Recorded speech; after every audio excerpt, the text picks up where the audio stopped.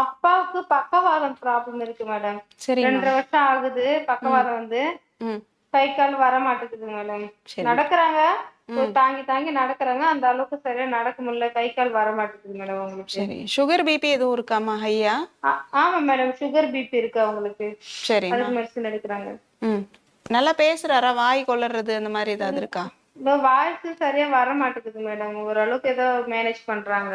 சரிம்மா. கை, பக்கவாதம் கால் அப்படின்றதே அதுதான். சுகர் ம். ரொம்ப ஹையா இருக்கிறது, பிபி ரொம்ப ஹையா இருக்கக்கூடிய கண்டிஷன்ல தான் பக்கவாதம் அப்படின்னு சொல்லக்கூடிய அந்த மூளை நரம்புக்கு போகக்கூடிய நரம்புகள்ல சில பாதிப்புகள் வந்து வரும். மூளை நரம்புகள்ல ரத்தம் கிளாட் ஆகுறது, ரத்தம் சரியா போகாம இருக்கிறது.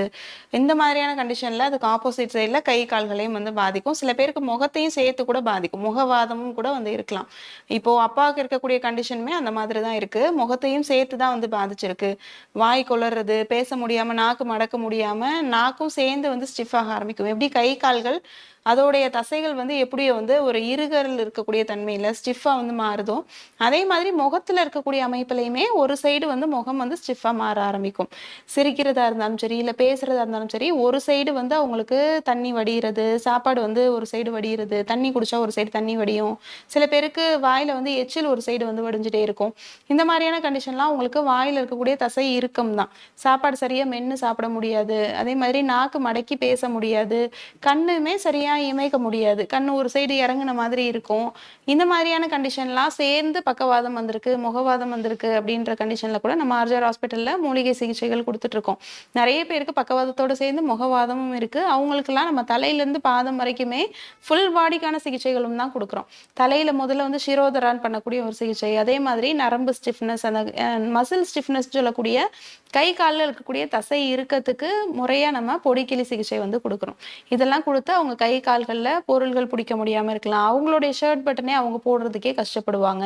கையில ஒரு சின்ன கிளாஸ் பிடிக்க கூட முடியாது அவங்களால. விரல் அசைக்க கூட முடியாம கையே மரத்து போன மாரி ஒரு கண்டிஷன்ல தான் இருக்கும். அதே மாதிரி தான் காலும். கால் அடி எடுத்து வைக்கிறதே தெரியாது. கீழ பேலன்ஸ் இல்லாம கீழ விழுந்துருவாங்க. அந்த மாரி கண்டிஷன்ல வந்தவங்க, வீல் சேர்ல வந்தவங்க, 4 பேர் சப்போர்ட்டோட வந்தவங்க எல்லாம் நம்ம வெளிப்பக்கமா பண்ணக்கூடிய சிகிச்சையினால அவங்கள எல்லா வேலைகளும் முறையா வந்து பண்ற மாதிரி கை கால்ல ஸ்டிஃப்னஸ் எல்லாம் நல்லா போக வச்சு அவங்கள நல்லாவே நடக்க வச்சிருக்கோம்.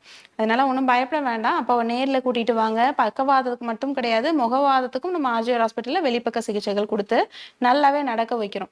நம்ம ஆர்ஜிஆர் மருத்துவமனையோட கிளை வந்து டி நகர் ஹபீபுல்லா ரோட்ல இருக்கு. உள்நோயாளியா தங்கி சிகிச்சை பெறக்கூடிய வசதியும் இருக்கு. முறையான சிகிச்சை வந்து எடுத்துக்கோங்க. கண்டிப்பா ஒரு 20 நாள்ல அப்பாவால நல்லாவே நடக்க முடியும். அவரோட வேலைய அவரே செய்யற அளவுக்கு கை கால்கள்ல இருக்கக்கூடிய செயலிழப்பு கொஞ்சம் கொஞ்சமா மாற ஆரம்பிச்சு நல்லாவே நடக்க ஆரம்பிச்சுருவாரு.